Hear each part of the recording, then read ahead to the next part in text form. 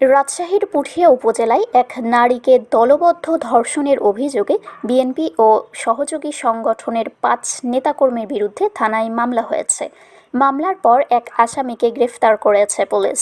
শুক্রবার দিবাগত রাত 12:30টার দিকে পুঠিয়া থানায় মামলাটি রেকর্ড করা হয়। পরে পুলিশ মোহাম্মদ মুরাদ নামে এক বিএনপি কর্মীকে গ্রেফতার করে। তিনি উপজেলার ধোপাপাড়া কারিগরপাড়া গ্রামের বাসিন্দা। মামলার পর আসামিরা হলেন জিওপাড়া ইউনিয়ন শ্রমিক দলের সভাপতি মোহাম্মদ ফিরোজ, জিওপাড়া ইউনিয়ন স্বেচ্ছাসেবক দলের সদস্য সচিব সাইফুল ইসলাম, বিএনপি কর্মী মোহাম্মদ বুলবুল এবং যুবদল কর্মী মোহাম্মদ সুমন। এছাড়া মামলায় অজ্ঞাতনামা আরও কয়েকজনকে আসামি করা হয়েছে। তবে অভিযুক্তরা অভিযোগ অস্বীকার করে মামলাটিকে মিথ্যা দাবি করেছেন। পুলিশ সূত্রে জানা গেছে, ভুক্তভোগী নারীর বাড়ি নাটোরের নলডাঙ্গা উপজেলায়। তিনি দীর্ঘদিন ধরে পুঠিয়ার বিভিন্ন এলাকায় ভাড়া বাসায় বসবাস করে আসছিলেন। তার 2 ছেলের মধ্যে একজন ঢাকায় একটি গার্মেন্টস কারখানায় চাকরি করেন এবং অন্যজন মায়ের সঙ্গে থাকেন।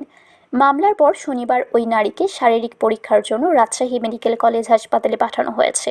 মামলার এজাহারে ভুক্তভোগী নারী উল্লেখ করেন, গত 1 জুন ধোপাপাড়া কারিগরপাড়া এলাকায় একটি বাড়ি ভাড়া নেন এবং 4 জুন সেখানে ওঠেন। ওই দিন রাত 9টার দিকে তার বাড়ির সামনে এক কিশোরকে দেখে অভিযুক্তরা তাকে আটক করেন এবং ওই নারীকে জড়িয়ে অনৈতিক কর্মকাণ্ডের অভিযোগ তোলেন।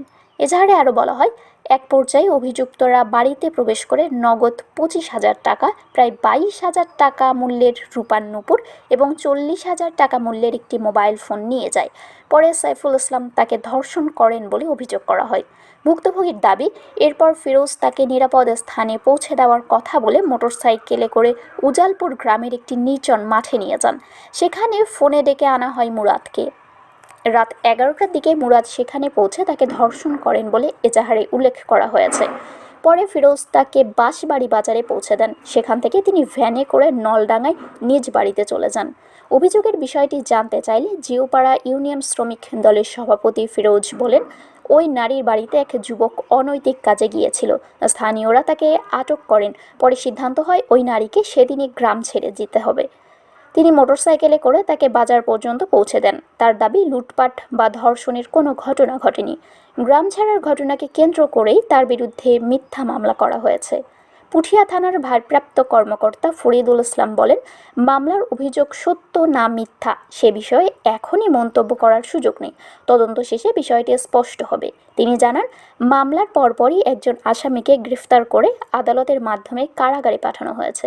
পাশাপাশি ভুক্তভোগী নারীর ডাক্তারি পরীক্ষার ব্যবস্থা করা হয়েছে এবং অন্য আসামিদের গ্রেফতারের অভিযান চলছে। শারমিন শিমু, বরেন্দ্র টেলিভিশন।